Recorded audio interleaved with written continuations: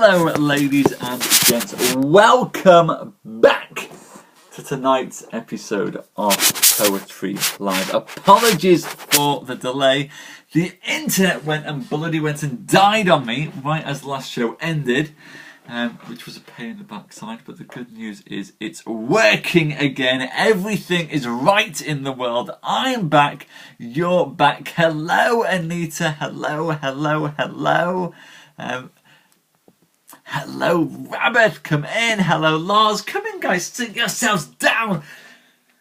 Very excited to do the Raven once again tonight, and we'll go straight in with the Raven. It will be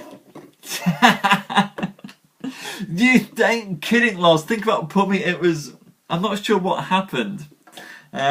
Usually I can see all the Wi-Fi things for all the routers down the street, and they all just disappeared, and then you're watching them slowly come back one by one, just flashing up. You're going, come on, mine'll be next, no, it will be next, no,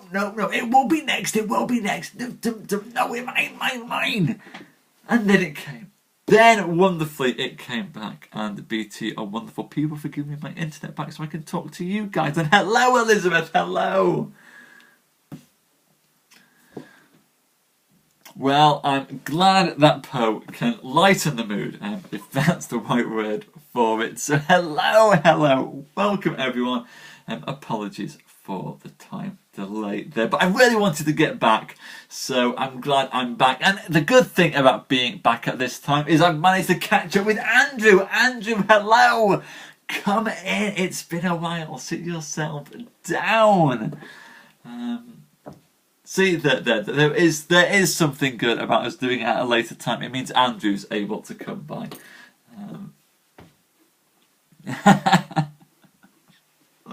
Well, we're sorted is the important thing. We'll get ourselves settled down.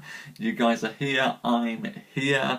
The internet is behaving, which makes me especially happy. Shall we get into it, ladies and gents? Shall we? Hello, Karen. Well, I've talked a little bit because people and I are just catching back up and coming through. I'll let you guys come back in. Hello, Karen. Apologies for the time delay.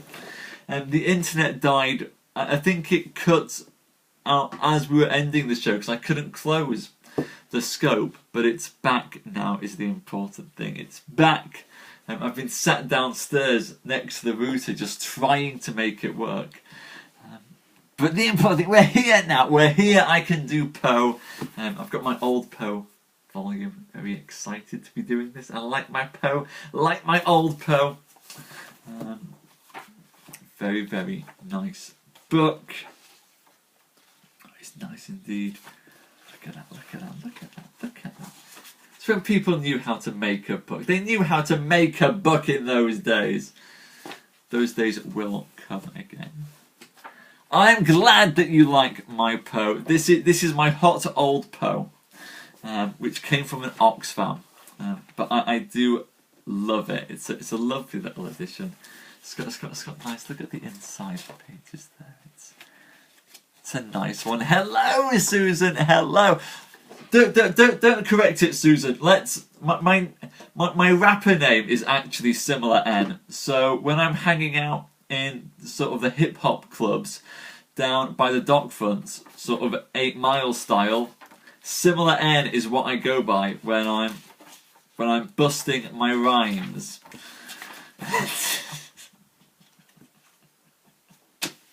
Speaking of which, ladies and gents, we're going to get the remains of it. Andrew, this is dum bum bum bum bum bum bum bum bum. It was published in 1927. Andrew, 1927. So it's coming up. It's almost 100 years old now. Wow. Almost 100 years old now. It wasn't 100 years old when I bought it. I bought it many moons ago. Of course your phone is rung, Susan. Your phone always rings when we're about to do a show. There's awful people from Porlock calling you up.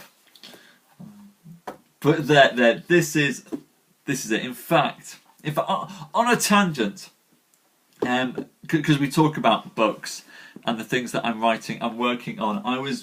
I've been going around today getting quotes from printing presses for publishing, so that I can make books that look nice and design them, because I also design stuff. So I'm very excited to soon be trying out samples of different papers, because at some point I want to publish some stuff, and I like this. I like making things pretty like that. Books should be pretty. So there. That's something to take away. Simon spent the day talking to printers about paper, which actually makes him very, very nerdy happy. I like talking to people about different papers. I used to, one of my first jobs I had out of university was working in a printer's, and it makes me sad ever since that I end up dealing with little print units in companies. Like, oh, let's talk about paper. Like, oh yeah, it's this 80 GSM, and that's it. Yeah. Okay. One day I'll play with paper samples again. And that day is coming close, ladies and gents. Anyway, enough of me rambling about paper samples. Who would like to hear me read The Raven?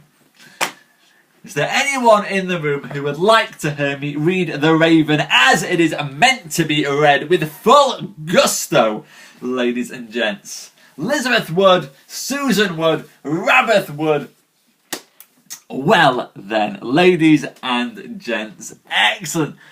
Anita wants it as well. Anita wants it. Lars wants it. Lars wants anything read live. We'll do The Raven. Hello, Marcella. Hello, come in. Ladies and gents, later than I promised, so I apologise for that. But here, nonetheless, this is The Raven.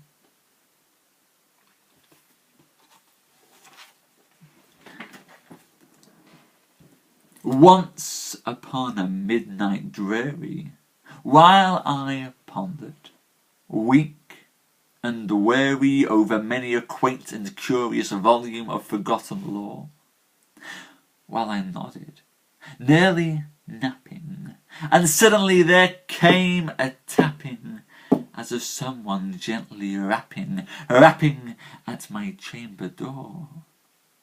"'Tis some visitor," I muttered, tapping at my chamber door. Only this, and nothing more. Distinctly. I remember it was in the bleak December, and each separate dying ember wrought its ghost upon the floor. Eagerly I wished the morrow. Vainly I had sought to borrow from my books surcease of sorrow, sorrow for the lost Lenore, for the rare and radiant maiden whom the angels name Lenore, nameless here for evermore. And the silken, sad, uncertain rustling of each purple curtain thrilled me, filled me with fantastic terrors I never felt before. So that now, to still the beating of my heart, I stood repeating, "'Tis some visitor entreating entrance at my chamber door, some late visitor entreating entrance at my chamber door, that is it, and nothing more." Presently, my soul grew stronger, hesitating then no longer. "Sir," said I, "or madam, truly your forgiveness I implore. But the fact is I was napping, and so gently you came rapping, and so faintly you came tapping at my chamber door, that I was scarce sure I heard you. Here I opened wide that door. Darkness there, and nothing more." Deep into that darkness peering, long I stood there wondering, fearing, doubting, dreaming dreams no mortal ever dared to dream before. But the silence was unbroken, and the darkness gave no token, and the only word there spoken was the whispered word, Lenore. This I whispered, and an echo murmured back the word, Lenore. Merely this, and nothing more. Back into the chamber turning, all my soul within me burning, soon again I heard a tapping somewhat louder than before. Surely, said I, surely that is something at my window lattice. Let me see then what thereat is, and this mystery explore. Let my heart be still a moment, and this mystery explore. 'Tis the wind, and nothing more. Open here I flung the shutter, when with many flirt and flutter in there stepped a saintly raven of the saintly days of yore. Not at least obeisance made he, not an instant stopped or stayed he, but with mien of lord or lady perched above my chamber door. Perched upon a bust of Pallas just above my chamber door. Perched and sat, and nothing more. Then this ebony bird, beguiling my sad fancy into smiling by the grave and stern decorum of the countenance it wore, though thy crest be shorn and shaven, thou, I said, art sure no craven, ghastly grim and ancient raven, wandering from the nightly shore. Tell me what thy lordly name is on the night Plutonian shore. Quoth the raven, Nevermore. Much I marvelled, this ungainly fowl to her discourse so plainly, though its answer little meaning, little relevancy bore, for we cannot help agreeing that no living human being ever yet was blessed with seeing bird above his chamber door, bird or beast upon the sculptured bust above his chamber door, with such name as Nevermore. The raven, sitting lonely on the placid bust, spoke only that one word, as if his soul in that one word he did outpour. Nothing further then he uttered, not a feather then he fluttered, till I scarcely more than muttered, other friends have flown before, on the morrow he will leave me as my hopes have flown before. Then the bird said, Nevermore.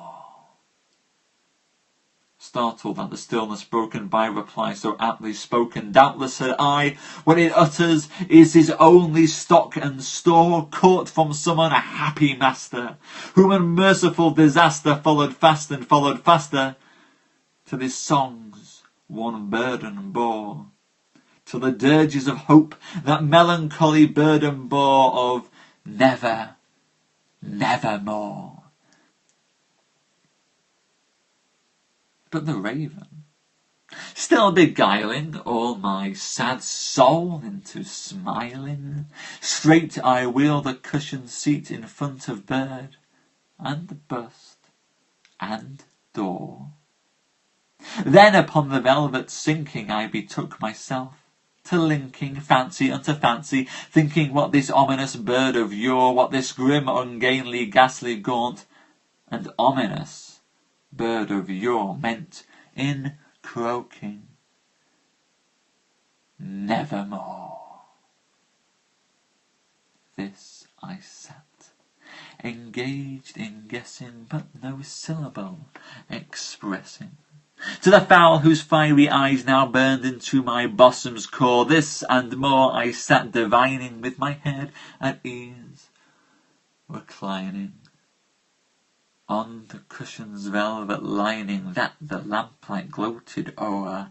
And when those velvet violet lining with the lamplight gloating o'er, she shall press nevermore. Then methought the air grew denser, perfumed from an unseen censer, swung by angels whose faint footfalls tinkled on the tufted floor. Wretch, I cried, thy God hath lent thee, by these angels he hath sent thee, respite, and nepenthe from thy memories of Lenore. Quaff, oh quaff this kind nepenthe, and forget this lost Lenore. Quoth the raven, Nevermore. Prophet, said I, thing of evil, prophet still, it bird or devil, whether tempter sent or whether tempest tossed thee here ashore.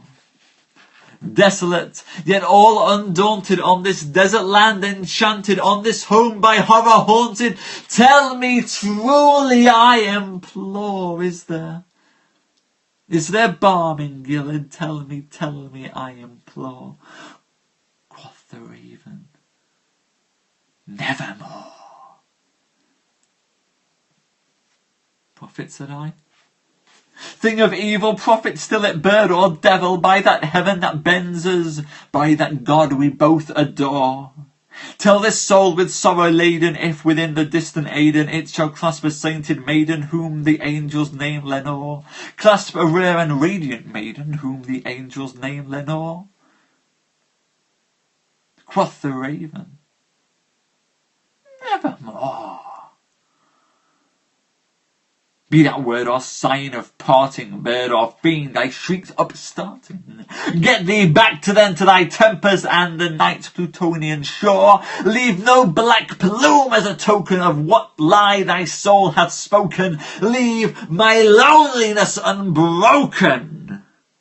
Quit the bust above my door.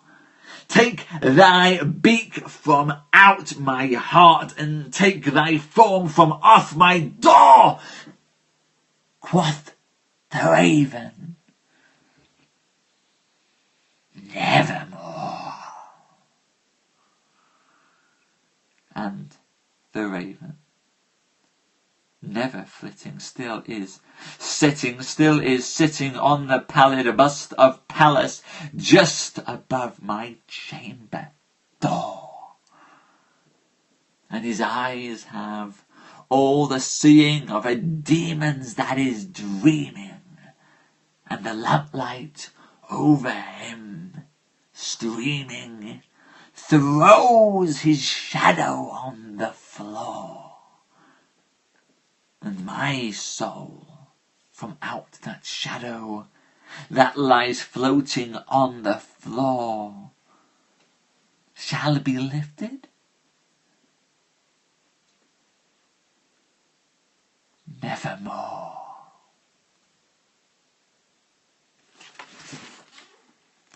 There, ladies and gents, that is The Raven by Edgar Allan Poe, read specially for all of you this evening. Thank you everyone. Thank you Elizabeth, thank you Lars, thank you Susan, thank you Black Rabbit, thank you Frank, thank you Karen, thank you Annette, thank you all you wonderful people, thank you John, I'm glad you enjoyed it, thank you Maribont, it's wonderful to share that with you. I apologise for the lateness of the show tonight. Thank you, ladies and gents. I will keep tonight's show short and brief as I need to run off now, and best to end on a high before the internet cuts out. So I apologise for the shortness of tonight's reading, but I think The Raven nicely sums up what we wanted to. Nevermore, Frank, nevermore would I let you cut a couple of inches more.